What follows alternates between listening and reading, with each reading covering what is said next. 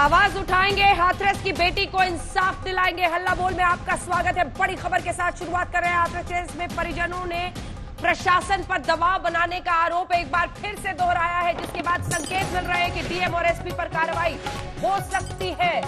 UP प्रशासन दरिंदगी पर उतरा, ऐसा आरोप विपक्ष लगा रहा है। प्रशासन पर दबाव बनाने का आरोप लगाने के बीच अब खबर यह आ रही है कि डीएम और एसपी पर गाज गिर सकती है। बीते दिन याद रखिए डीएम का वीडियो वायरल हुआ था। साहब पीड़िता के परिवार को ही दबाव में डाल रहे थे, समझा रहे थे कि मीडिया वाले तो चले जाएंगे, यहीं पर रहना है, बयान मत बदलिए। एसपी डीएम, एसपी तो रेप से ही इनकार करने में अपनी पूरी ताकत झोंक रहे थे। सवाल यह है कि जब आज एक बेटी के साथ पूरे देश की आवाज एक है, तो पुलिस और प्रशासन आखिर लीपापोती और पर्देदारी में क्या छिपाने की कोशिश कर रहा है?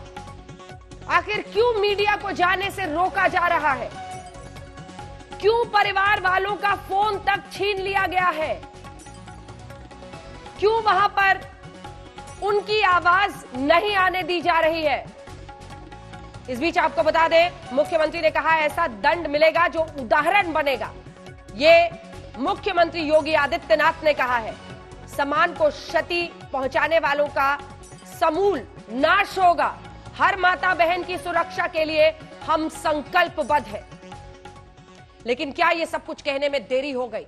आवाज उठाएंगे, बेटी को इंसाफ दिलाएंगे। हम ऐसा इसलिए कह रहे हैं क्योंकि हाथरस मामले पर सब कुछ ठीक नहीं है। पीड़िता के घर तक किसी को जाने की इजाजत नहीं है, मीडिया को रोका जा रहा है, बदसलूकी हो रही है, गांव की जो तमाम किलेबंदी है वो कर दी गई है।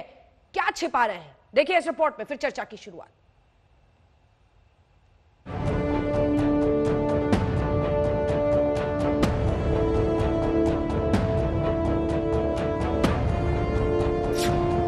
मीडिया को रोका। आप मुझे अकेले में तो यहाँ पर धमकी दे रहे थे, आपके तमाम पुलिस वालों ने मुझे घेर कर रखा हुआ था। अब आप बोलिए, पूरे देश को बताइए ना कि मैं गलत खबर चला रही हूँ यहाँ से। नेताओं को रोका।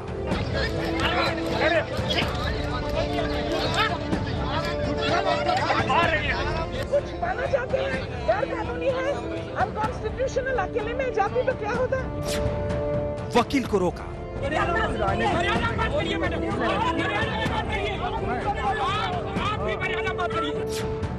परिजनों को घर में बंद किया। वो हमको किसी को लेकर नहीं दे रहे बाहर। फोन भी ले लिया आप लोगों से? जी बोला था कि उनको बुला लाओ और हम उनसे बात करना चाहते हैं। ये हाथरस का वही गांव है जहां की एक बेटी के लिए पूरा देश इंसाफ मांग रहा है। आप जरा अपनी नजरें दौड़ाइए, आपको यहाँ चप्पे चप्पे पर पुलिस का पहरा नजर आएगा। पूरे गांव को छावनी में तब्दील कर दिया गया है। पीड़िता के घर तक ना तो किसी को पहुंचने और ना ही पीड़िता के घर से किसी को निकलने की इजाजत है। आप अंदर जाने दीजिए। आज तो कम से कम आज तो गांधी जयंती है ना। हमारी आवाज को दबा के, हमें डरा धमका कर, हमें जब हमारे कैमरे बंद हो जाते हैं तो आप लोग किस तरह का बर्ताव करते हैं। अभी अंदर जाने दीजिए। हम लोग तो गांधीगिरी का सहारा ले रहे हैं, विनम्र निवेदन कर रहे हैं। पीड़िता के घर के चारों ओर बैरिकेडिंग कर दी गई है। किसी भी पत्रकार को घर तक जाने की इजाजत नहीं है। आज तक संवाददाता चित्रा त्रिपाठी को सीधे तौर पर धमकाने की कोशिश की गई। यहाँ पर पीड़ित परिवार के साथ ये क्या कर रहे होंगे जब ये पत्रकार को धमकी देते हैं? आपने मुझे धमकी कैसे दी, आप बताइए। आपने मुझे क्यों कहा कि आप मेरा काम नहीं करने देंगे? आपने क्यों गलत बयानी की और झूठ बोला लगातार? मैंने इनसे नाम पूछा कि आप अपना नाम ही बता दीजिए, मास्क हटाइए, कम से कम आपका चेहरा देख सकूं कि आप कौन से अधिकारी हैं। ये उसके लिए भी तैयार नहीं हुए और लगातार ये मुझे धमकी देते रहे। आपने जितनी बदतमीजी अब से कुछ ही देर पहले मेरे साथ की है, आप बोलिए, कैमरे पर बोलिए ना। अब आप चुप क्यों हो गए? हाथरस में पीड़िता के घर तक जाने की इजाजत किसी को भी नहीं है, न मीडिया को और न ही नेताओं को। कल राहुल और प्रियंका को दिल्ली के पास ही रोक दिया गया, तो आज टीएमसी के सांसदों को पीड़िता के घर जाने की इजाजत नहीं मिली।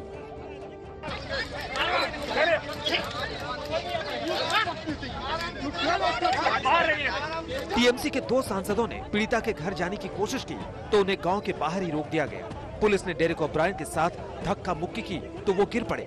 इस बीच टीएमसी की महिला सांसद काकोली घोष ने आरोप लगाया कि पुलिस वालों ने उनके साथ बदसलूकी की और उनके कपड़े फाड़े। देश में लोकतंत्र है, लेकिन भाजपा लोकतंत्र को खत्म करना चाहता है। देश के नारी को भाजपा पर हल्ला बोलना चाहिए। निर्भया केस में इंसाफ दिलाने वाली वकील सीमा कुशवाहा ने जब पीड़िता के घर जाने की कोशिश की तो वहां ड्यूटी पर तैनात प्रशासन के अधिकारी का गुस्सा 7वें आसमान पर पहुंच गया। हमारे जैसे लोगों के कारण रेप होते हैं। तुम्हारे जैसे लोग आखिर ऐसा क्या है जो हाथरस प्रशासन कानून के जानकारों से भी छिपाने की कोशिश कर रहा है? मुझे उस गांव में नहीं जाने दे रही है, तो आखिर एक लीगल जो भी उनको हेल्प चाहिए कि सही डायरेक्शन में इन्वेस्टिगेशन हो, सारी चीजें हो, तो इनको मेरे से क्या लॉ एंड ऑर्डर का इशू है? यूपी की सरकार और हाथरस प्रशासन क्या छिपाने की कोशिश कर रहा है? इस सवाल का जवाब आपको बहुत हद तक मिल जाएगा जब आप पीड़ित परिवार के इस बच्चे को सुनेंगे। ये बच्चा किसी तरह छिपकर मीडिया के बीच पहुंचा है। हमको किसी को लेकर नहीं दे रहे बाहर। फोन भी ले लिया आप लोगों से? फोन भी ले लिया। जी बोला था कि उनको बुला लाओ और हम उनसे बात करना चाहते हैं। आप यहाँ कैसे पहुँचे हो? कैसे आने दिया? खेतों में के आए हैं। छुपके नहीं। पुलिस डीएम साहब धमकी दे रहे हैं, वहाँ पे उनको धमकी दे रहे हैं। डीएम साहब क्या कह रहे हैं? उनकी छाती पे लात मारा से उनकी दर्द हो रहा है। किसको छाती पे लात मारा? उनके किसने? डीएम साहब ने मारा। किसको? बेहोश हुए थे वो? ताऊ को मारा? कल ताऊ जी बेहोश हुए थे क्या? हाँ, ताऊ बेहोश हुए। मतलब कुछ ऐसा चल रहा है जिसे छिपाने की कोशिश हो रही है।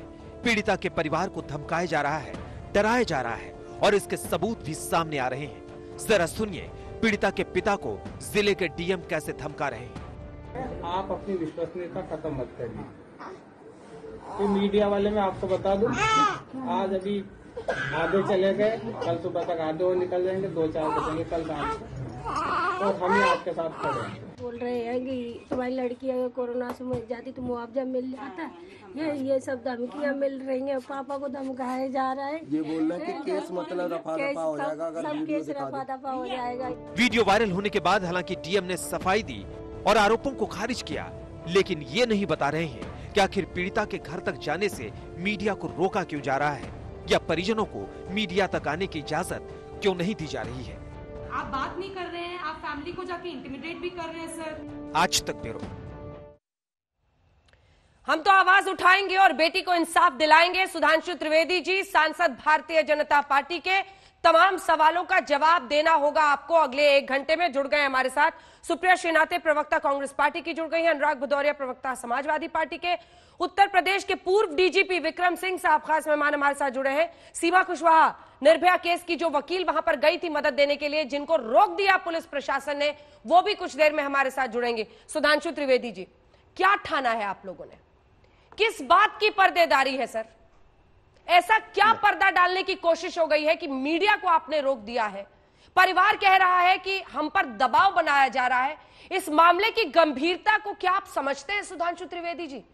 बलात्कार का मामला जिसमें डीएम का वीडियो है जो परिवार को धमका रहा है, कोर्ट ने संज्ञान लिया है इसका, हाई कोर्ट ने, लेकिन आप लोग इसकी गंभीरता नहीं समझ रहे। ये पर्देदारी क्यों है? अंजना जी, जो आपने बात कही है, इस दुर्दांत घटना की गंभीरता, उसकी सक्रियता और संवेदनशीलता, सरकार पूरी तरीके से तत्पर रही। आप ध्यान करिए, जैसे ही घटना आई सारे अभियुक्त पकड़ लिए गए। अगला चरण क्या होता है? न्याय सुनिश्चित किया जाए। न्याय सुनिश्चित करने के बाद क्या होता है कि समयबद्ध हो, ये नहीं कि महीनों साल भर चलता रहेगा, फास्ट ट्रैक कोर्ट कर दिया। अगला क्या होता है कि जांच सही और निष्पक्ष हो, तो एसआईटी गठित कर दी गई। 3 सदस्य हैं, जिसमें एक महिला भी है और एक दलित समुदाय से भी। तो एसआईटी गठित, जो फास्ट ट्रैक कोर्ट में, और सारे के सारे अपराधी पकड़ लिए गए। और उसके बाद सरकार की मंशा, मुख्यमंत्री जी का यह बयान, 2 बड़े काम आप गिनाना भूल गए। सुधांशु जी, मैं आपको टोकती नहीं हूं, लेकिन आज सुनिए जरा, 2 बड़े काम जो आप लोगों ने किए वो बताना भूल गए, इसीलिए टोक कर बता रही हूं। एक, एडीजी सामने आए ये बताने के लिए और समझाने के लिए कि गैंगरेप तो हुआ ही नहीं, किसी रिपोर्ट में नहीं आया है। चलिए ग्राफिक्स के जरिए हम आपको दिखाते हैं कि रेप का मामला कब आता है, कैसे आता है, कितने दिनों के अंदर स्वैब देना जरूरी होता है। अलीगढ़ में जब वो मेडिकल हॉस्पिटल में गई थी, वहां की रिपोर्ट दिखाने के लिए बैठ गए, सफदरजंग की बात करने लगे और ये समझाने लगे सबको कि गैंगरेप तो हुआ ही नहीं है। अब आप ही मुझे बता दीजिए सुधांशु जी, मैंने कल्पना नहीं की थी कि ये सवाल मुझे आपसे पूछना पड़ेगा, लेकिन आज मैं पूछ रही हूं। तो क्या वो 3 से 4 लोग, 1 सेकंड सर, ये देखिए हाथरस केस में जो लापरवाही है वो हम आपको बता रहे हैं कि 3 दिनों के बाद स्वैब का कोई फायदा नहीं होता है। 8 दिनों बाद लिए गए नमूने जो हुआ है, 3 दिन के बाद स्वैब का कोई फायदा नहीं होता है, और वो आपके एडीजी आकर सबसे बड़ी अपनी पीठ थपथपाने के लिए कि रेप तो हुआ ही नहीं है ये साबित करने में। आप मुझे बताइए सर, वो 3 से 4 जो भी चारों आरोपी पकड़े गए हैं, वो क्या उसके गले की हड्डी तोड़ने के लिए उसको खेत में ले गए थे? क्या था फिर ये? बिना हत्या के भी वो चले गए, हत्या करने के लिए ले गए थे? किस चीज के लिए ले गए थे सर, बता दीजिए। अंजना जी, जो आपने सवाल किया हो बिल्कुल जायज है, इसलिए एडीजी के बयान का तब तक कोई मतलब नहीं है जब तक एसआईटी के द्वारा उस चीज की पुष्टि नहीं हो। क्यों दे रहे हैं? एसआईटी इस विषय किसी की बच्ची के साथ अगर बलात्कार होता है तो वो किसी के भी बयान है ना सर, वो पुलिस के पास जाता है ना। ये तो बेटियों को समझाने के बराबर है कि आगे से अपनी मुंह मत खोलना, वरना तुम्हारे चरित्र पर सवाल खड़े करेंगे, बोलेंगे कि तुम्हारा डाइंग डिक्लेरेशन भी झूठा है और ये कोई और नहीं, आपके एडीजी बोल रहे हैं। मैं बोल सकता हूं अंजना जी, देखिए आपने जो बात कही, आपकी विषय और आपकी भावना दोनों बिल्कुल जायज है, इसीलिए मैंने सब्जेक्टिवली क्या हुआ वो बताया और भावना के आधार पर बता रहा हूं। मुख्यमंत्री जी ने क्या कहा, कठोर दंड मिलेगा चाहे अधिकारी हो या पुलिस का व्यक्ति हो, और वो ऐसा नजीर बनेगा। ये वो सरकार नहीं है, बात नहीं करूंगी सुधांशु जी, बात मेरी पूरी होने दीजिए। नहीं, एडीजी से नीचे बात नहीं करूंगी। एडीजी ने क्यों कहा कि पीड़िता का डाइंग डिक्लेरेशन झूठा था? और उसके बाद उसे फांसी लगानी पड़ती है, और उसके बाद सरकार का मुखिया कहता है लड़कों से गलती हो जाती है। तो क्या करें सर? नहीं है, तो आप ये वो सरकार नहीं है जहां बुलंदशहर रेप होता है और आजम खां कहते हैं तो नाटक है, और उसके बाद जो हाई कोर्ट कहता है अनकंडीशनल माफी मांगो, तो माफी मांगनी पड़ती है। यहां मुख्यमंत्री जी ने कहा है एसआईटी भी है, फास्ट ट्रैक कोर्ट भी है, और ऐसी सजा मिलेगी जो नजीर बनेगी। एडीजी ने क्यों बोला? बिल्कुल स्पष्ट है। और दूसरा एडीजी ने क्यों बोला सर, मेरे सवाल का जवाब दीजिए। मुलायम सिंह यादव से अगर सवाल करना होगा तो मैं पूछूंगी अनुराग भदौरिया से। एडीजी ने प्रेस कॉन्फ्रेंस करके क्यों सबको बताया कि गैंग रेप नहीं हुआ है? क्या कार्रवाई करेंगे आप एडीजी के खिलाफ? देना पड़ेगा ना। पीड़िता का डाइंग डिक्लेरेशन को झूठा साबित करने में क्यों लग गए हैं सर? पीड़िता का डाइंग डिक्लेरेशन झूठा क्यों साबित करने में लग गए हैं? 3 दिन से सुन रही हूं, मेडिकल रिपोर्ट में नहीं आया, एफएसएल रिपोर्ट में नहीं आया। आप मुझे बता दीजिए कि चारों आरोपी क्या लेके गए थे, क्यों लेके गए थे उस 19 साल की बच्ची को वहां पर? अंजना जी, क्या हुआ था उसके साथ? अफवाहों से किसी की जान नहीं चली जाती है सर, आप भी जानते हैं। आपकी बात बिल्कुल सही है। जो परिस्थितिजन्य साक्ष्य है वो केवल ये नहीं कहते कि वो कहे कि जैसे एक बताया जा रहा है कि केवल मेरे ऊपर एक हत्या का प्रयास किया गया था और उसके बाद ये हो गया, ये संतोषजनक कतई नहीं था। इसीलिए तो एसआईटी गठित की गई है और उसको टाइम बाउंड रिपोर्ट देनी, और इसका जवाब एडीजी को एसआईटी में देना पड़ेगा बिल्कुल कि उन्होंने क्यों बोला है और कैसे बोला है और किस आधार पर बोला है।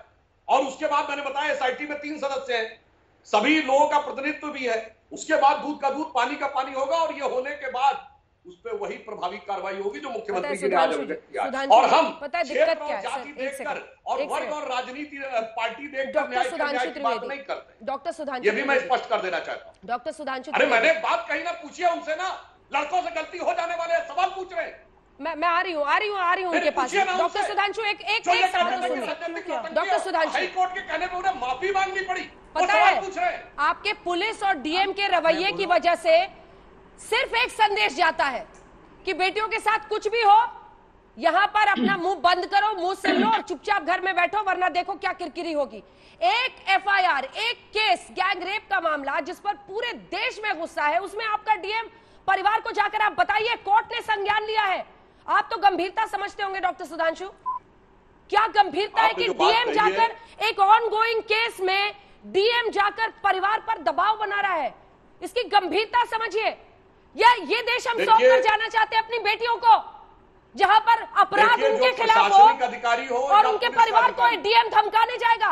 यदि उसके व्यवहार में किसी भी प्रकार का कोई अनुचित लापरवाही, असंवेदनशीलता, लापरवाही या कोई पूर्वाग्रह वीडियो में दिख रहा है, सारी बातें कह दी वीडियो में, तो एसआईटी जांच में दूध का दूध पानी का पानी होगा। अनुराग भदौरिया, इसमें किसी प्रकार का कोई किंतु परंतु संशय मन में नहीं रखना। अनुराग भदौरिया, आप उस पार्टी के हैं जिसके मुखिया ने बताया था कि लड़कों से गलती हो जाती है, इसीलिए आज जितने लोग आप लोग खड़े होते हैं ना, जनता का भरोसा ही नहीं जगता कि कोई ईमानदारी से हमारी बात कर रहा है। नहीं, वो तो खैर आरएसएस प्रमुख हैं जो इनके अन्नदाता हैं इन सबके। उन्होंने बोला था कि इंडिया में रेप होता है, भारत में नहीं होता है।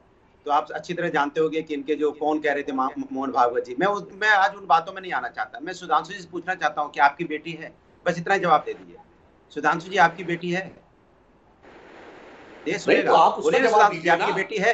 अरे मैं जवाब दे रहा हूँ, बेटी है आपकी, अरे आपकी बेटी है या नहीं बताइए, आपकी बहन है या नहीं बताइए, मैं बेटी पूछ रहा हूँ आपकी है ना, मेरी बेटी है, मैं बोल रहा हूँ आपकी बेटी है क्या बताइए। मैं आपसे सवाल पूछ रहा हूं ना, अगर आपकी बेटी होती सुन तो लीजिए, बताइए ये जो आप चीख रहे हो ना, आज मैं चीख रहा हूँ सीधा बताइए, लड़कों से गलती होती है, माफी मांगे उसके लिए, कहिए अपने नेता को माफी मांगे, फिर आगे कोई मुंह होना चाहिए बोलने का। आजम खान को कौन से माफी मांगनी पड़ी, माँ को चेहरा भी नहीं देते हैं और आप उसको पेट्रोल डाल के जला देते हैं, लोकसभा तो हम स्पीकर कैसे की मान लें कि आपकी बेटी है। उससे माफी नहीं मांगी, आजम खान ने चिल्ला नहीं रोते, जैसे मैं नहीं चिल्ला रहा हूँ, आपसे ज्यादा चिल्ला सकता हूँ, लेकिन मुझे पता है कि बेटी को इसके माँ ने चेहरा नहीं दे पाया और आपने बैठी हुई आदरणीय सांसद बदतमीजी करने के बाद माफी न मांगने वाले, एम्बुलेंस भी नहीं दे पाए क्योंकि दलित है, कमजोर है, गरीब परिवार की है, इसलिए एयर एम्बुलेंस सरकार ने नहीं दिया कि एयर एम्बुलेंस दे देते, एम्स में उनको इलाज हो जाता है, एम्स में भर्ती करवाते वो भी आपने नहीं करवाया। उसके बाद आप सफदरजंग हॉस्पिटल में कोई देखने वाला नहीं था, सफदरजंग हॉस्पिटल में इलाज हुआ, जब उसकी मौत हो जाती है तो चुपके से चोर कितने लेके आते हो और उसका अंतिम संस्कार पेट्रोल डाल के कर देते हो, कि आपको शर्म नहीं आती है आपकी बेटी है, ये कहते शर्म नहीं आती आपकी बेटी है। उसके बाद समाजवादी पार्टी के लोग, मैं खुद आपके सामने बैठा, सुधांशु जी चिल्लाए मत, कैसी आपकी बेटी जो आप चिल्ला रहे टीवी में बैठ के, एक बेटी की मौत हो जाती है आप चिल्ला रहे हैं टीवी बैठ के, इसके मतलब आपको बेटी की मौत उस पर मैं आपको बता रहा हूं, चिल्लाओ मत, चुप रहो, चुप एकदम चुप बैठे, बेटी है इनकी, मैं यहाँ चिल्ला रहे टीवी बैठ के, मैं कह रहा हूँ चुप हो जाओ। आज संगीन मामला है, कैसी बेटी आपकी कि आप पेट्रोल डाल के जलाओगे, किसी बेटी के साथ कभी ऐसा अन्याय ना हो और वो बेटी अपनी माँ का चेहरा भी ना देख पाए, माँ अपनी बेटी का चेहरा ना देख पाए और उससे बोले मैं हल्दी लगा दूंगी, बस हल्दी लगाने का मौका दे दीजिए, आप हल्दी लगाने का मौका नहीं देते, उसको अंदर में बंद कर देते हैं, बंद करने के बाद उसको पेट्रोल डाल के जला देते हैं। ये अंग्रेज है, जनरल डायर हो क्या, जनरल डायर है क्या आप, क्या आप उत्तर प्रदेश के अंदर जनरल डायर की राजनीति चलेगी क्या, कि कोई घर से निकलेगा नहीं, ताला करके बंद कर दिया जाएगा और चलिए एक एक करके डायर वाली है। सुप्रिया श्रीनाथ आपके बीच में बोला था क्या, मैं सुधांशु के बीच में बोला नहीं, देखिए एक करके प्लीज एक साथ मत बोलिए, देखिए बहुत गंभीर विषय है, बहुत गंभीर विषय है। इनकी बात पूरी सुनी, आज मैं इनका सम्मान इसलिए नहीं कर रहा हूँ, वैसे मैं सम्मान करता था, लेकिन मैं इनके बीच में नहीं बोला, सेंसिटिव मामला था, ये चिल्ला इसलिए रहे कि इनके अंदर में आत्मा मर चुकी है, ये बिक चुके हैं, बेटियों का दर्द नहीं है। आपको मैं अपनी चोट दिखाऊं, आत्मा उस दिन भी उस व्यक्ति की मरी थी जिसने कहा था लड़कों से गलती हो जाती है। हाथ जोड़ के गांधी जी की प्रतिमा पे गए थे, हाथ जोड़ के गांधी जी से बोले, गांधी जी सुन लीजिए, सरकार हमारी बात नहीं सुन रही, गांधी जी मेरी बात सुनिए, और आपने लाठियों से पीट दिया मुझे। सुप्रिया जी, मैं लाठियों से पीट दिया मुझे, मैं शर्ट खोल के दिखाऊं, क्योंकि यहाँ पे सारी हमारी बहनें बैठी, इसलिए मैं शर्ट खोल नहीं सकता, शर्म आ जाएगी जिस तरह से 20 लाठियां मेरे पर बरसाई है। पॉलिटिक्स का आरोप सुप्रिया जी, कांग्रेस आला कमान पर भी लग रहा है कि राहुल गांधी प्रियंका गांधी सिर्फ इससे पॉलिटिकल माइलेज यूपी में लेना चाहते हैं। पॉलिटिकल माइलेज नहीं, मैं तो समाजवादी आपका नाम सुप्रिया है क्या? एक प्रतिमा पे गांधी जी से हाथ जोड़ के, गांधी जी उत्तर प्रदेश की सरकार, अनुराग जी हम दिखा रहे हैं, आप पे लाठी वाठी जो लगी है दिखा रहे हैं, मैंने हाथ जोड़ा, फोटो दिखा रहे हैं, अंजना जी ऐसे हाथ जोड़े हुआ था गांधी जी के सामने, पुलिस वाली हाथ जोड़े हुए मैं गांधी जी के सामने और लाठियां बरसाती रही, फिर मैं हाथ जोड़े खड़ा रहा। अखिलेश यादव कहीं दिख नहीं रहे सड़क पर, और कहता मेरी बेटी है, ये बेटी होती तो तुम आंदोलन कर रहे होते। अखिलेश यादव कहीं नहीं दिख रहे सड़क पर, निकलिए, बोलिए अपने नेता को। क्या बोलते थे आपके प्रमुख, क्या बोलते थे? सुप्रिया जी बोल ले, फिर जवाब दीजिए। नहीं बोलते थे भारत में रेप होता है, भारत में रेप होता है, मतलब देहात में, और देहात में हो रहा है, आपके आरएस प्रमुख बोलते हैं जिसको आप भगवान मानते हो, सुप्रिया जी इंडिया में नहीं होता है। सुप्रिया जी, अंजना जी, मैं सबसे पहले तो ये जरूर कहना चाहूंगी कि शायद मैं और आप एक महिला हैं, अब जरा चुप हो जाइए सर, मैं और आप एक महिला हैं, तो मैं ये सोच ही नहीं सकती हूं कि इतने संवेदनशील, इतने गंभीर विषय पर इस तरह की बहस ये लोग करेंगे।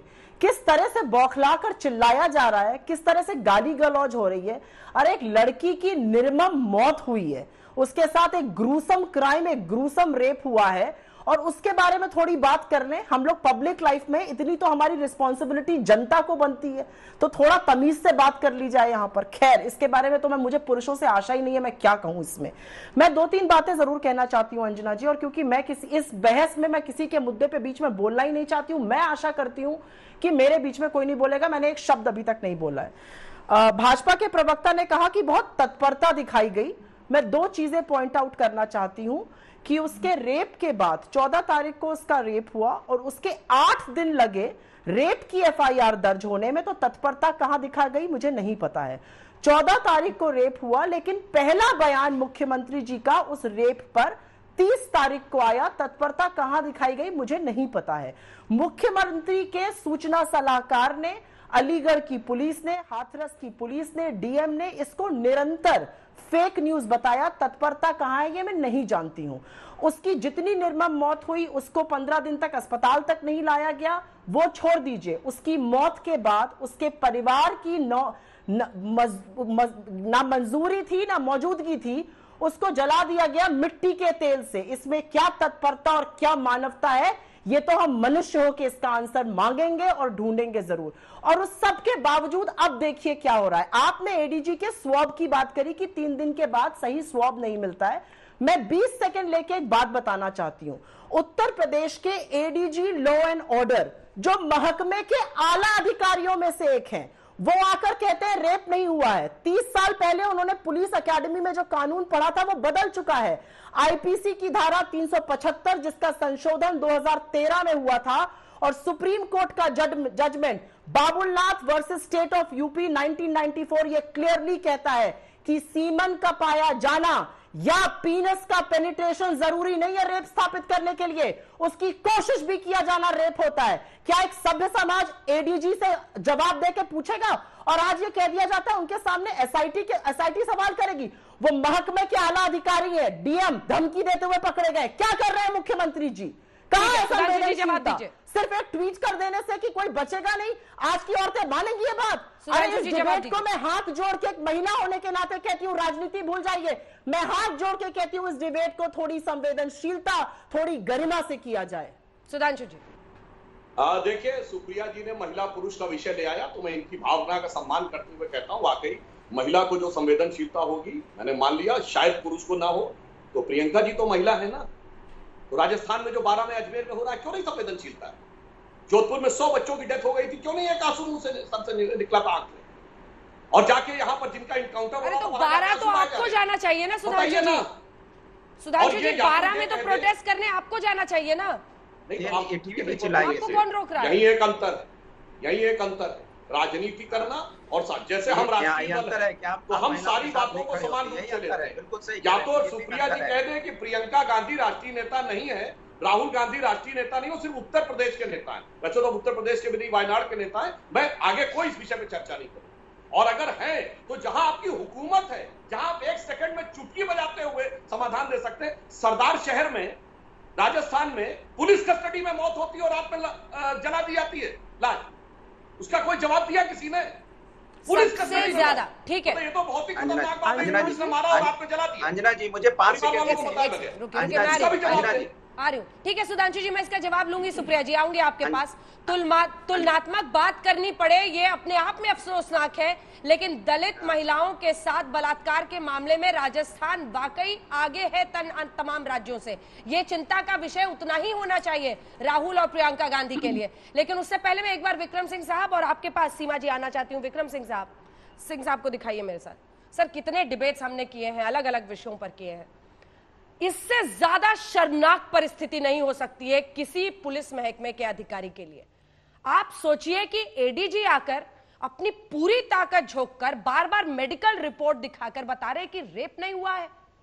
इसकी संजीदगी आप समझ रहे हैं सर? पीड़िता का बयान उनको नहीं समझ में आ रहा है। इस तरह की लीपापोती, ये वो प्रशासन है, ये वो अधिकारी है जो हम अपनी बेटियों को सौंप कर जाएंगे? ये वो न्याय व्यवस्था है जहां पर बच्ची कांपेगी बताने में कि उसके साथ क्या हुआ है? कोर्ट ने स्वतः संज्ञान लिया। डीएम घर जाकर एक ऑनगोइंग केस में डीएम घर जाकर क्यों दबाव बना रहा है? बना कैसे रहा है सर? सिर आपका आज शर्मिंदगी से झुकता है कि नहीं ये मौजूदा जो व्यवस्था है उस पर, या आपको लगता है कि बड़ा अच्छा काम कर रहे हैं, इनकी तो पीठ थपथपाने की जरूरत है? उपले और तेल डालकर उस बच्ची का शव आधी रात में जलाया गया। उपले और तेल डालकर, ये क्या हो रहा है? विक्रम सिंह साहब। अंजना जी, मैं स्वयं स्तब्ध हूं और बहुत व्यथित हूं अंदर से इस पूरे घटनाक्रम में, और अपनी बात केवल 4 वाक्यों में प्रस्तुत करता हूं। यह सही है कि पूरा जो रिस्पांस पुलिस का था त्रुटिपूर्ण था। घटना के पहले विवाद रजिस्टर होता है हर थाने में और विवाद के आधार पर प्रिवेंटिव एक्शन लिया जाता है। 107, 116, 3, 133, 151 सीआरपीसी में नहीं लिया गया। त्रुटि नंबर 1। त्रुटि नंबर 2, आपने पहली ये मिसाल होगी कि किश्तों में एफआईआर लिखी जा रही है। पहले 307, फिर बलवा बनाम अज्ञात, फिर उसके बाद मोलेस्टेशन और उसके बाद बच्ची को किश्तों में दिल्ली भेजा गया कि पहले हाथरस, फिर अलीगढ़ और फिर दिल्ली। डाइंग डिक्लेरेशन की तो बात भूल जाइए। और फॉरेंसिक्स का एक नया आयाम 13th criminal law amendment act, जैसा कि आदरणीय सुप्रिया जी ने कहा था, जस्टिस वर्मा कमीशन के बाद बलात्कार की परिभाषा को बहुत व्यापक बना दिया गया है। और मेरी बेटियां मुझे क्षमा करेंगी, मैं कुछ असंयत बातें अगर कर रहा हूं, उसमें कोई जरूरी नहीं है कि वेजाइनल स्वैब में स्पर्म मिले। स्पर्म मिलना कोई प्रासंगिक नहीं है।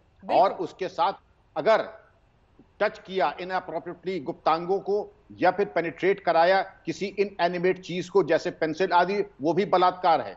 और उसमें भी ठीक है, अगर किसी तरीके से पेनिट्रेशन हुआ है, बलात्कार पूरा और पीड़िता का कह देना ही बलात्कार है, ये पर्याप्त साक्ष्य है। और उसके बाद अगर पीड़िता की मां कह रही खेत में अर्धनग्न अवस्था में बच्ची मिली, तो आप ये समझ में नहीं आ रहे थे कि वहां पर किस उद्देश्य से, अभिप्राय से बच्ची को ले गए थे। और अब मैं आता हूं, जो बयान दिया था वरिष्ठ पुलिस अधिकारी ने, उनको पहले अपना होमवर्क थोड़ा अध्ययन कर लेना चाहिए था। ये गलत निष्कर्ष निकाला है। और एक होमवर्क और अध्ययन की कमी नहीं है, ये होमवर्क और अध्ययन की कमी नहीं है, ये ईमानदारी की कमी है, ये वर्दी की कीमत न समझने की कमी है, ये न्याय व्यवस्था में इतने छेद कर देने की कोशिश है जिसकी वजह से पीड़िता का परिवार डरे। ये है तरीका। बलात्कार को कैसे लड़कियों को दबाने का औजार, हथियार बनाया जाता है इन गांवों में, ये एडीजी साहब को बताना पड़ेगा। और ये भी समझना पड़ेगा कि डाइंग डिक्लेरेशन बच्ची का इतना महत्वपूर्ण है, कोर्ट ने स्वतः संज्ञान लिया है। अब तो ऐसे मकाम पर हम पहुंच गए हैं कि उम्मीद सिर्फ अदालत से दिखती है। ऐसे मामलों में डीएम जाकर कर क्या रहा था ऑनगोइंग केस में, परिवार पर दबाव बनाने के लिए, और कह रहे हैं हम उनका हालचाल जानने गए थे। बता रहे हैं साहब कि मीडिया वाले तो चले जाएंगे, हम ही यहां पर बचेंगे, बार बार बयान मत बदलिए। दबाव शुरू से अंत तक। पहले छेड़खानी का केस दर्ज किया और सीमा कुशवाहा जब आप वहां पर पहुंची तो आपके साथ भी बदसलूकी की। वो हिस्सा दिखाइए। निर्भया केस को पूरी ताकत के साथ लगभग 8 साल, सीमा 8 साल आप लड़ती रही उस केस के लिए, तब जाकर फांसी तक वो लोग पहुंचे। और सीमा, आज जब आप वहां पहुंची, देखिए क्या हुआ, फिर सीमा से बात करेंगे। आप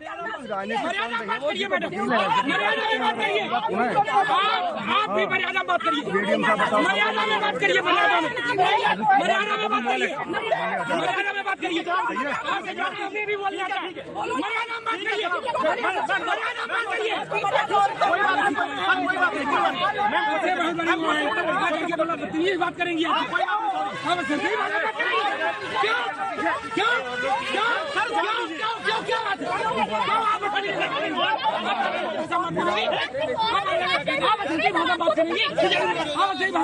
तुम्हारे जैसे लोगों के कारण रेप होते, तुम्हारे जैसे लोग कारण होते।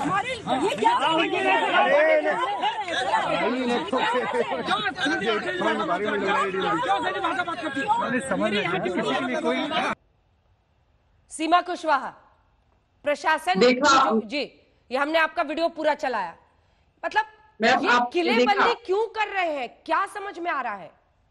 किलेबंदी, और मैम उनका कहना है कि अगर देश की बेटियां आवाज उठाएंगी क्राइम के अगेंस्ट, तो ये ऑफिसर्स कहेंगे कि तुम्हारे कारण रेप होते हैं। मैंने जब उनसे पूछा तो उनका कहना है कि तुम्हारे जैसे लोगों के कारण। इसका मतलब है अंजना जी कि अगर इस देश की बेटियां अपने अधिकार की मांग करेंगी, अपनी सुरक्षा की बात करेंगी, तो कहा जाएगा कि तुम्हारे वजह से रेप होते हैं। इसीलिए तो आज हमारे देश की बेटियां ये सोचने लगी हैं कि मुझे घर के अंदर सीमित रहना है, बाहर नहीं निकलना है। हम 21st सेंचुरी में हैं, लेकिन मैम आज तक हमारे देश में 70 साल हो गए आजाद हुए, क्यों नहीं कोई पायलट प्रोजेक्ट किसी भी गवर्नमेंट ने चलाया? जब इस देश की 49% आबादी की सेफ्टी सिक्योरिटी का सवाल है, आखिर सभी लोग डिबेट डिस्कशन करते हैं मैम, कैंडल जलाए जाते हैं। अगर मनीषा के लिए जो हाथरस में उस बेटी के ब्रदर से मेरी बात हो रही है, वो भाई अंदर है, मैं उसके घर के बाहर रात में खड़ी हुई हूँ। ये दिन की घटना थी मैम, मैं रात में गई 10 बजे पगडंडी से होते हुए मोटरसाइकिल से कैसे भी कि एक बार उस परिवार के सदस्य से मिल लूं, मैं जान लूं, लेकिन उसका भाई अंदर है घर के, मैं बाहर से फोन कर रही हूँ, उसका कहना है मैडम वो मुझे घर से बाहर नहीं निकलने दे रहे हैं, हमसे आपसे हमें बात नहीं करने दे रहे हैं। यहाँ पर सुधांशु जी बैठे हैं, उनसे मैं सवाल करना चाहती हूँ, हमसे क्या लॉ एंड ऑर्डर का प्रॉब्लम हो सकता था? मैं तो किसी पॉलिटिकल पार्टी से नहीं हूँ, मैं तो सिंपल उस परिवार की हेल्प करना चाहती हूँ। और क्या लीगल एडवाइस लेना परिवार का फंडामेंटल राइट नहीं है? और दूसरी बात मैम, बहुत सारे डिबेट डिस्कशन हो गए, निर्भया केस के बाद वर्मा कमेटी की रिकमेंडेशंस आई, आईपीसी में अमेंडमेंट किए गए, लेकिन ग्रास रूट लेवल पे उनका एनफोर्समेंट जीरो है। मैं जीरो इसलिए कह रही हूँ, निर्भया केस में 7 साल लग गया, आपने फास्ट ट्रैक कोर्ट केस बना दिया, जो केस इतना हाईलाइटेड था उसको डिसाइड होने में 7 ईयर लगा, और जो केस रिपोर्ट नहीं हो रहे उनको तो 10-15 साल लगेगा आराम से।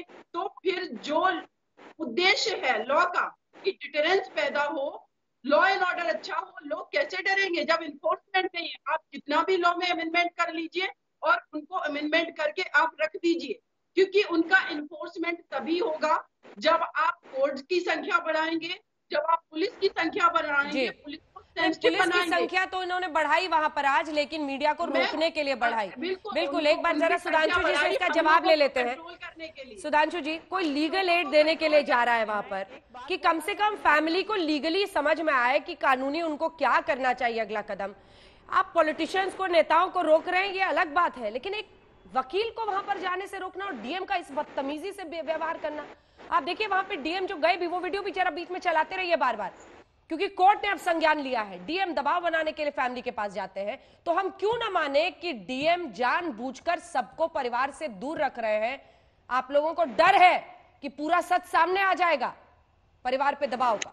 सुधांशु, आपने जो बात कही, आपकी आशंका अपनी जगह उचित हो सकती है, आशंका संभावना आदमी सोच सकता है कि ऐसा कुछ है, परंतु मैं एक बात करना चाहता हूँ, यहाँ निर्भया केस की बात आई, सीमा जी निर्भया केस की वकील नहीं थी और उन्होंने बहुत कमेंटेबल जॉब किया था, पर मैं एक बात सिर्फ कहना चाहता हूँ, निर्भया केस के आरोपियों को जब फांसी दी गई थी तो एक संस्था ने कहा था ना कि फांसी देना गलत है, अमानवीय, और उसके पक्ष में आके सुप्रिया जी की पार्टी के लोग और भदौरिया जी की पार्टी के लोग आके अभी 3 दिन पहले बहस कर चुके हैं आपके चैनल पे, एमनेस्टी इंटरनेशनल। किसी ने उसकी भर्त्सना नहीं की कि निर्भया जैसा दुर्दांत कांड करने वाले व्यक्ति के अपराधियों के लिए जो कहता है कि इसको फांसी देना अमानवीय है, उसके लिए किसी ने भर्त्सना नहीं की। अब मैं इस विषय पे आता हूं। देखिए, जो कुछ डीएम ने किया, वो मैंने कहा ना, अगर वो इस बात को कहते हैं कि संतुष्ट नहीं कर पाते एसआईटी को, मैं एक और उदाहरण कह रहा हूं, इसको अन्यथा नहीं लेना चाहिए, मीडिया को जाने देना चाहिए। लोकतंत्र में सबको अधिकार है जाने का, परंतु मैं विनम्रता से आपसे पूछता हूं अंजना जी, कोविड का समय चल रहा है, आप बड़े चैनल हैं, तो 2-3 बड़े चैनल नहीं, जाने की स्वतंत्रता होगी तो फिर सब जाएंगे, तो कुल कितने चैनल हैं? तो यह भी एक समस्या देखनी पड़ेगी कि इतने लोगों को, यदि मान लीजिए 70-80 चैनल जाना चाहते हैं, हिंदी अंग्रेजी सभी जाना चाहेंगे और ये समय राष्ट्रीय विषय हो गया है, तो कोई ऐसा नहीं है कि केवल आप ये कहेंगे कि उत्तर प्रदेश या दिल्ली के ही चैनल्स जाएंगे, तो ये भी एक व्यवस्था हो सकती है। तो यदि वह संतोषजनक उत्तर नहीं दे सकते तो उन पर भी कार्रवाई होगी, अधिकारी हो या जिलाधिकारी, पुलिस अधिकारी हो या डीजी हो, जो भी व्यक्ति इसमें दोषी पाया जाएगा, मुख्यमंत्री जी ने स्पष्ट कहा है कि, और एक और बात मैं याद दिला देना चाहता हूं, अदालत में भी जब मामला होता है ना अंजना जी, इसी उत्तर प्रदेश में याद करिए, रामपुर तिराहा कांड 1994, पुलिस ने बलात्कार किया था उत्तराखंड के आरोपियों पे, और मुलायम सिंह जी ने 2-2 बार कोर्ट में हलफनामा देकर उनका बचाव किया कि कुछ नहीं हुआ था। आज तक उत्तराखंड के लोगों को याद होगा, हलफनामा देकर बलात्कारी पुलिस को बचाने वाले लोग आज आकर प्रश्न पूछते हैं और बदतमीजी के अनाप शनाप बातें करते हैं। मेरे सारी बातों का उत्तर आप दे दीजिए, मैं विनम्रता के साथ तैयार हूं। और हम कह रहे हैं कि भदौरिया साहब नजीर होगी जो कार्रवाई।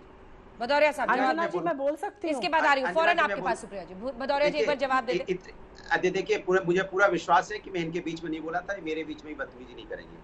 आपने देखा, मैंने इनसे 30 सवाल हैं और इतने घुमा फिरा के बात कर रहे हैं। मुझे लगता है कि दलित, कमजोर, गरीब घर के अगर घर की बच्ची होगी, उसके साथ अन्याय होगा तो भारतीय जनता पार्टी खड़ी नहीं होगी। लेकिन कोई नाम है, पैसे वाली है, उसके पास शोहरत है, तो जरा उसका छज्जा भी इधर उधर हो जाएगा तो वाई सिक्योरिटी दे दी जाएगी और टीवी पे ऐसे लोग आके बहस करेंगे। इस बच्ची के लिए नहीं कर रहे हैं, बच्ची के लिए तो एग्जाम्पल खोज रहे हैं, कहां पे इसके पहले कहां गड़बड़ी हुई थी, उसके हिसाब से कॉम्प्रोमाइज करने की कोशिश करें। दूसरी बात, एसआईटी किसकी है? एसआईटी का हेड कौन होता है? गृह प्रमुख सचिव होता है। वो आपकी सरकार है। एसआईटी में इसके पहले आपने 2 आईपीएस को छोड़ दिया, भाई एफआईआर उसके बाद छोड़ दिया। हम तो कहते हैं मुख्यमंत्री को ही रिजाइन करना चाहिए। तीसरी बात, आप सिर्फ इतना बता दीजिए, आपने कहा कि आपकी बेटी है, मैं मान जाऊंगा कि आप बेटियों का सम्मान करते हैं। लास्ट 12 दिनों में 12 जिलों में 12 बच्चियों के साथ अन्याय हुआ, नाम गिना दीजिए। चलिए मैं चैलेंज करता हूं, मैं आपको चैलेंज करता हूं, 12 बच्चियों के साथ अन्याय हुआ है 12-13 दिन में, आप नाम गिना दीजिए बस। चलिए मैं कहता हूं नाम गिना दीजिए, चलिए नाम गिना दीजिए। सुधांशु जी, दुनिया भर का गाना गा रहे थे, नाम गिनाइए। चलिए सुधांशु जी, चलिए नाम गिनाइए। उत्तर प्रदेश के अंजना जी नाम गिनाइए, नाम गिनाइए। इधर उधर बात मत कीजिए, नाम गिनाइए। मैं नाम गिनाऊंगा क्योंकि मुझे दर्द है, आपको नाम नहीं पता है, क्योंकि आप राजनीति करना चाहते हैं, आप लाठी बरसाना चाहते हैं, अनुराग भदौरिया की कमर तोड़ देना चाहते हैं, हाथ तोड़ देना चाहते हैं। मैं हाथ दिखाऊं किस तरह का हाथ टूटा हुआ है, लेकिन मैं दिखाऊंगा नहीं, क्योंकि मैं आपकी तरह जाहिल और आपकी तरह कायर नहीं हूं कि मैं हाथ दिखा के और पीठ दिखा के आपसे। लेकिन आप सिर्फ लड़कियों का नाम बता दीजिए, नाम, उन जिलों का नाम बता दीजिए, छोड़िए जिलों का नाम बता दीजिए। 13 बच्चियों के साथ अन्याय हुआ, 12 बच्चियों के 12 दिनों में। ठीक है, जवाब सुनिए। देखिए, एक तो अंजना जी मैं कहूंगा कि जिन लोगों को राष्ट्रीय चैनल पर बात करने की तमीज ना हो, उन्हें थोड़ा ध्यान रखना चाहिए। मैंने नहीं बोला, तो नाम बताइए। हाँ मैं बताता हूँ, जिसने लड़कों से गलती होने पे क्षमा नहीं मांगी, नाम बताइए। उसका जवाब दिया। रामपुर तेरे हाथ में नाम बताया आपने, का जवाब दिया। मैं नाम बताऊं, सुन लीजिए, नोट कर लीजिए। आपने लोकसभा की सभापति बुलंदशहर, सुन लीजिए, उसका जवाब दिया। और बुलंदशहर, गोरखपुर, हाथरस तो हो ही गया। आप नाम नोट करो, मैंने शांति से आपकी नाम नोट करो भाई। जवाब जौनपुर, आजमगढ़, लखनऊ, उन्नाव, नाम नोट करिए। आपको नाम नहीं याद है तो नाम मैं बता रहा हूँ ना, इसीलिए कह रहे हैं ना कि आपको बेटी। अरे भाई मुझे जवाब आपको नाम नहीं है। हापुड़ की 6 साल की बच्ची के साथ अन्याय हुआ था, आपको याद नहीं है। 5 साल बच्ची के साथ लखनऊ में अन्याय हुआ, आपको याद नहीं। भदौरिया साहब, ठीक है, देखिए आपने अपनी बारी में बोल लिया ना, आपने अपनी बारी में बोला, प्लीज एक एक करके कीजिए, फिर मुझे सुप्रिया जी के पास भी जाना है। सुधांशु जी जल्दी से संक्षिप्त। अब मैं एक ही नाम गिनाता हूँ। इन्होंने दलितों के बात कही, दलितों की बच्चियों के साथ बलात्कार की बात कही। दलितों की सबसे बड़ी नेता मायावती, 1995 में उन्होंने रिपोर्ट में स्टेशन की कोशिश की गई थी। नाम नहीं है, याद करिए, स्टेट गेस्ट हाउस का केस चल रहा है, नाम नहीं है। ऐसी ये है भारतीय जनता पार्टी के प्रवक्ता, जिनको यही पता है कि 12-13 दिनों में बच्चियों के साथ के ऊपर अक्टूबर 1995 का ओपन बयान है, कोट अनकोट, उत्तर प्रदेश का सबसे बड़ा गुंडा मुलायम सिंह यादव है। मैं आपसे नाम पूछ रहा हूँ, अरे बोलिए, मैंने तो सबसे जिले आपको याद नहीं है, आप पीछे भागना चाहते हो तो फिर सरकार में क्यों है? 2017 से 20 के बीच में आप क्यों है? फिर 91-92 में चले जाइए। एक साथ मत बोलिए प्लीज। करने पे मायावती जी के साथ जानलेवा हमला किया और आज दलितों के मसीहा बन गए, और दलित विधायकों से जाति बोधक शब्द कहकर के अपमानित करके सपा के लोगों ने निकाल के उनको आज तक के बहुत अच्छी डिबेट करते हैं। वाह वाह वाह वाह। नाम बताइए ना, ये नाटक करने से नहीं होगा, जवाब दीजिए ना। कोर्ट में हलफनामा दिया था कि नहीं रामपुर कांड के बलात्कारियों के लिए? स्वागत है आपका। बताइए पॉइंट नंबर 2, आपने ये कहा था कि नहीं में खड़े होकर ये गलती हो जाती है। पॉइंट नंबर 3 कर दूं, बताओ। आज हम सलाम करते हैं आपको कि आप नाम नहीं बता पाए कि उत्तर प्रदेश की बच्चियों के साथ अन्याय हुआ, लगातार हो रहा है। 12 बच्चियों का नाम बता देते, वो भी नहीं बता पाए, तो आप तो स्वागत के योग्य हैं। मुझे शर्म आती है आप उत्तर प्रदेश से आते हैं, मुझे शर्म आती है आप उत्तर प्रदेश बीच में मत बोलिए प्लीज। इसलिए सुप्रिया जी को दिखाइए एक बार। सुप्रिया जी, मैं कल का ट्वीट निकाल रही हूँ जरा अशोक गहलोत का, मुझे बस 2 सेकंड दीजिएगा, जिसमें एक लाइन उन्होंने 12 वाले रेप पर लिखी और उन्होंने कहा कि वो लड़की खुद अपनी मर्जी से, लड़कियां उनके मर्जी से उनके साथ गई थी। हाँ, मिल गई मुझे। जबकि 12 में बालिकाओं ने, पहले तो उन्होंने तुलनात्मक कंपैरिजन किया, रेप वर्सेस रेप, और कहा कि हाथरस में हुई घटना बेहद निंदनीय है, उसकी जितना निंदा की जाए उतनी कम है, लेकिन दुर्भाग्य से राजस्थान के 12 में हुई घटना को हाथरस की घटना से कंपेयर किया जा रहा है।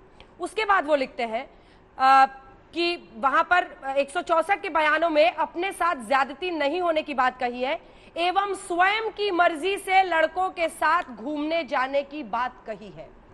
ये जो लाइन है ना सुप्रिया जी, जांच अगर चल रही है, एक मुख्यमंत्री इतने उतावले होकर ये क्यों बताने में तूल दे रहे हैं कि लड़कियां अपनी मर्जी से गई थी तो क्या उसके साथ रेप नहीं हो सकता है? आप तो डीप अंडरस्टैंडिंग रखती हैं पूरे इशू का, इस तरह की बात मुख्यमंत्री क्यों लिख रहे हैं?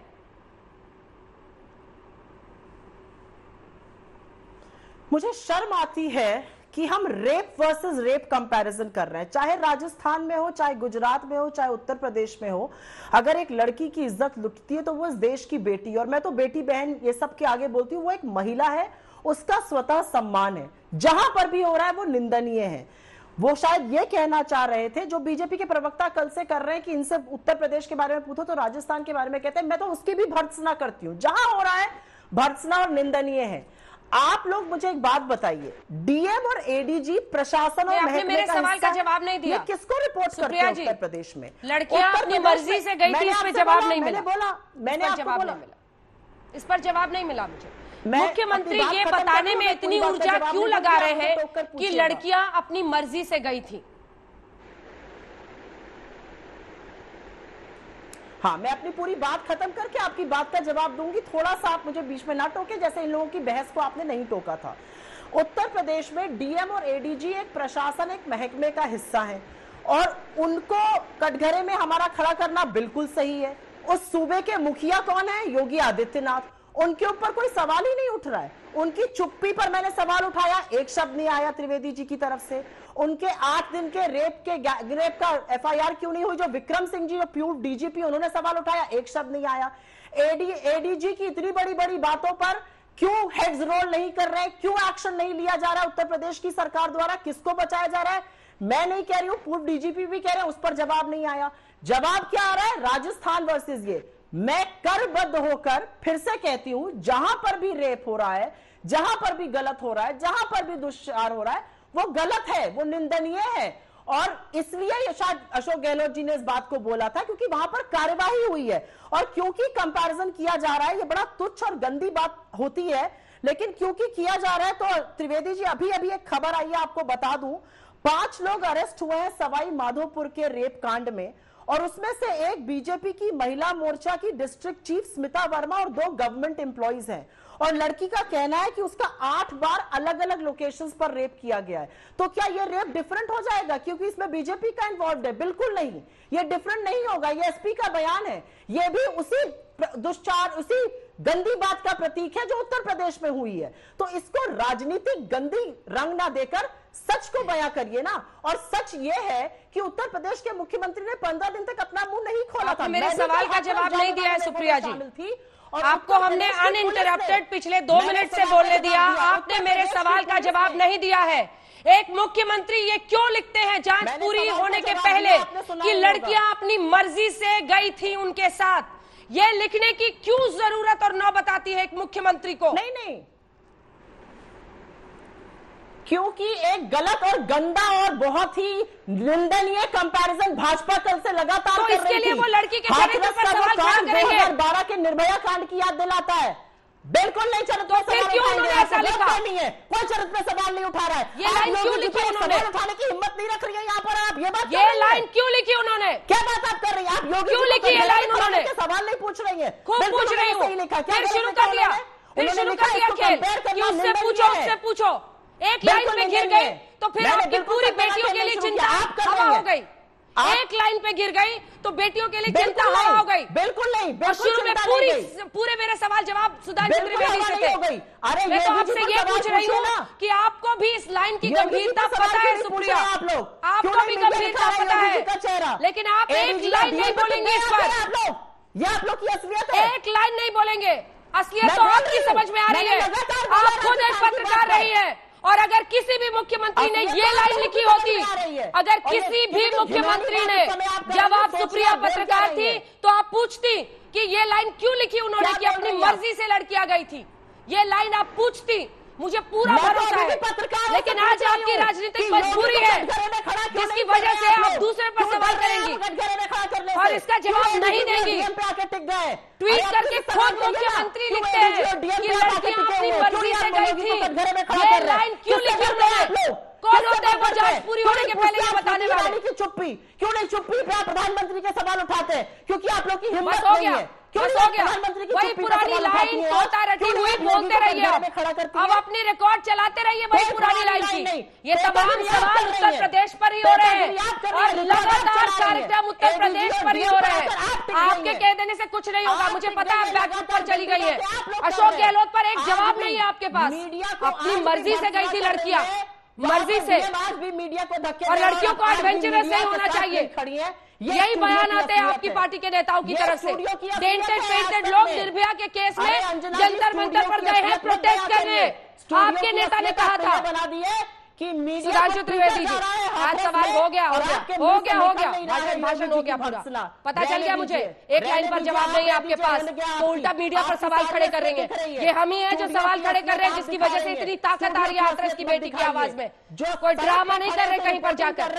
सुधांशु त्रिवेदी जी, सवाल ये है कि एक के बाद एक आपकी पुलिस, आपके प्रशासन ने जिस तरह की लीपापोती करने की कोशिश की डे 1 से। एसपी पहले दिन जब मामला सामने आया था, एसपी खड़े होकर ये कहते हैं कि इसमें रेप का तो मामला ही नहीं बन रहा है। अगले दिन जब बॉडी जाती है बच्ची की, उसके और पहले दिन एसपी ने आपको पता है क्या कहा था सर?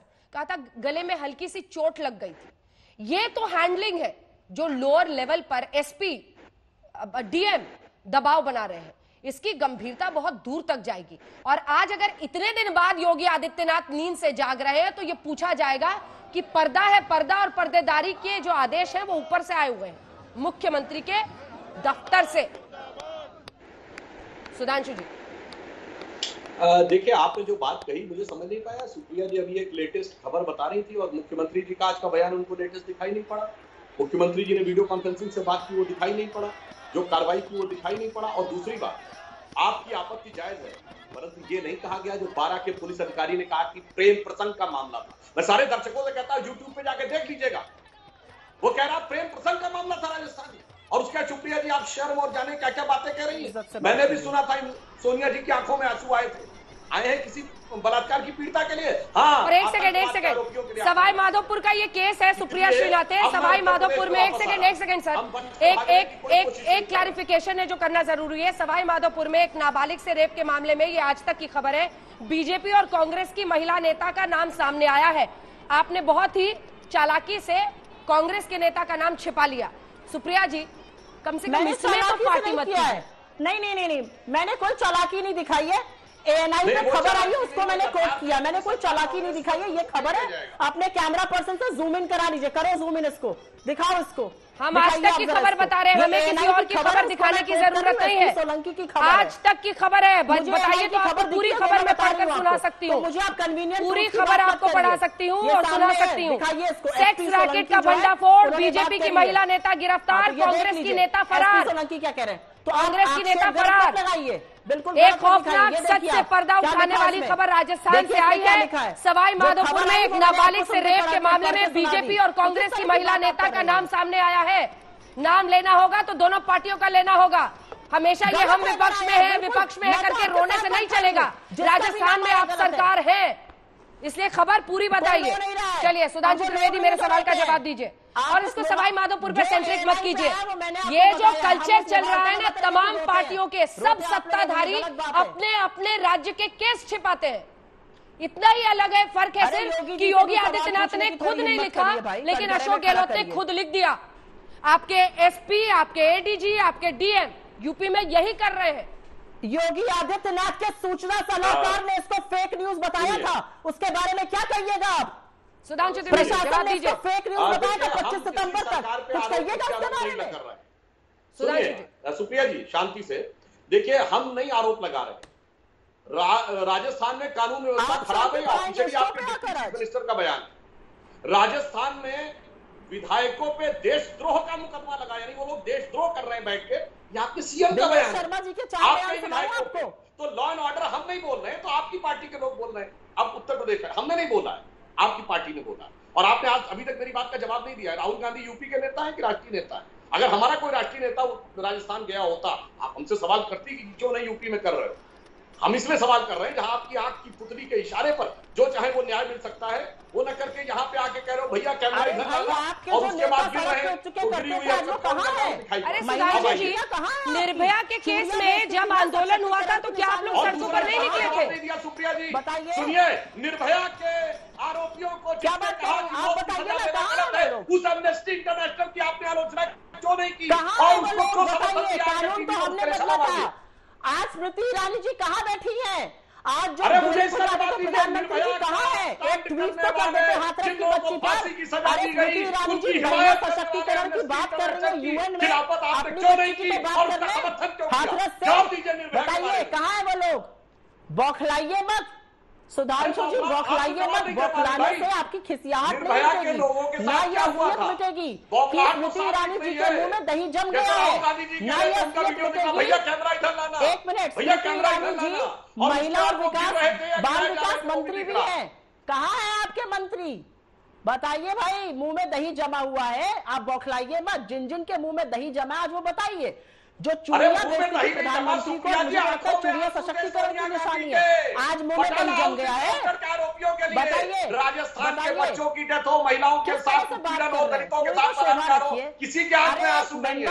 प्रियंका गांधी की आंखों में आंसू थे उत्तर प्रदेश में इनकाउंटर के आरोपियों के लिए। थोड़ी सी आप शोभा बताइए ना, मैंने कोई गलत बात गलत तथ्य बोला है, बताइए। एमनेस्टी इंटरनेशनल की खिलाफत करिए, चलिए आज आपकी बौखलाहट पूरा देश देख रहा है। आज बोलिए ना, निर्भया कांड के आरोपियों के बारे में ये कहकर कि फांसी गलत थी, बोलिए, अधिक कहिए एमनेस्टी इंटरनेशनल गलत थी, बोलिए आप। देखिए नहीं बोलेंगी, बाएं करने लगेंगी। मैं इसका जवाब देती हूँ सुधांशु जी। जवाब दीजिए सुप्रिया जी। सुधांशु जी बौखलाइए मत, चिल्लाइए मत, बीपी बढ़ जाएगा। जवाब दे रही हूँ, जो 375 समर्थन करके। सुप्रिया जी शांत रहिए, चुप रहिए, मैं बताती हूँ आपको। 375 धारा आईपीसी का जो संशोधन 2013 में हुआ था ना, वो यूपीए की सरकार नहीं किया था, जो कि अभी डीजीपी विक्रम सिंह जी ने भी बताया है। रेप की परिभाषा को बढ़ाया और हर तरह की जोर जबरदस्ती को रेप बनाया। और अरे भाई, एमनेस्टी इंटरनेशनल का जवाब हम क्यों दें, आप मुझे बताइए। एमनेस्टी इंटरनेशनल का हम जवाब क्यों दें? तो आपसे पूछ रहे हैं और मैं तो पूरी कर्मचारियों की फांसी की सजा की मुखालफत की और कहा यह अमानवीय है। ठीक है, जवाब तो सुन लीजिए सुधांशु जी, जवाब तो सुन लीजिए, एक साथ मत बोलिए। ठीक है सुप्रिया, जवाब सुधांशु जी, आपने माइक तो, सुधांशु जी आप तो बड़े दिनों से टीवी कर रहे हैं, माइक तो पहना हुआ है, क्यों चिल्ला रहे हैं? चिल्लाइए मत, आवाज आ रही है आपकी। मुझे पता है आज आप बौखलाए हुए हैं, खिसियाहट भी आपकी दिख रही है। मेरा तो आपसे ये सवाल था कि स्मृति ईरानी जी जो सड़कों पर उतर के प्रदर्शन करती थी, आज आप इसको पॉलिटिसाइजेशन कह रहे हैं। जो प्रधानमंत्री जी लगातार ट्वीट करते थे, आज उन सबके मुंह में दही क्यों जम गया है? आज वो लोग चुप क्यों हैं? आंखों पे पट्टियां क्यों बंधी हैं? यूएन में महिला सशक्तिकरण की बात कर रही हैं, हाथरस की बेटी पर एक शब्द नहीं है सुधांशु जी उनके पास कहने को। और वो एमपी ही नहीं है, वो महिला और बाल विकास मंत्रालय की मंत्री भी है। सुधांशु जी मत खिसियाइए, क्यों बौखला रहे हैं? जल्दी से दो लाइन से मुझे विक्रम सिंह साहब से और उनसे भी कमेंट लेना, जल्दी से एक लाइन। बोल रहे होते उत्तर प्रदेश में ना बोल रहे होते तो आप बात कहती जायज था। या आपके नेताओं के एक तरफा दही क्यों जम जाता है? विक्रम सिंह साहब मुझे बताइए, एक तरफ देखते दिखाई पड़ता, दूसरी तरफ नहीं। ठीक है सुधांशु जी, बोलिए ना, बोलो तो दोनों तरफ बोलो। कांग्रेस वर्सेस बीजेपी बन के पूरा रुक जाएगा। मुझे ये बताइए कि अगर जिस तरह से एडीजी ने ये बयान दिया है, क्या प्रशासनिक और पुलिस अधिकारियों के खिलाफ कार्रवाई नहीं होनी चाहिए जो इस तरह के मामले को बरगलाते हैं, जो कोवर्ट या अवर्ट तरीके से दबाव बनाते हैं कि रेप तो हुआ ही नहीं, यानी पीड़िता ने झूठ बोला था, उसका डाइंग डिक्लेरेशन झूठा था, परिवार झूठा है, सब के सब झूठे हैं। आप इस तरह की पहरेदारी कर दे, उपले तेल डालकर चिता जला दे आधी रात को, ताकि फिर कोई पोस्टमार्टम की मांग ना कर सके। आप मतलब ये क्या है? क्या ऐसे अधिकारियों के खिलाफ कार्रवाई करने का वक्त नहीं आ गया है?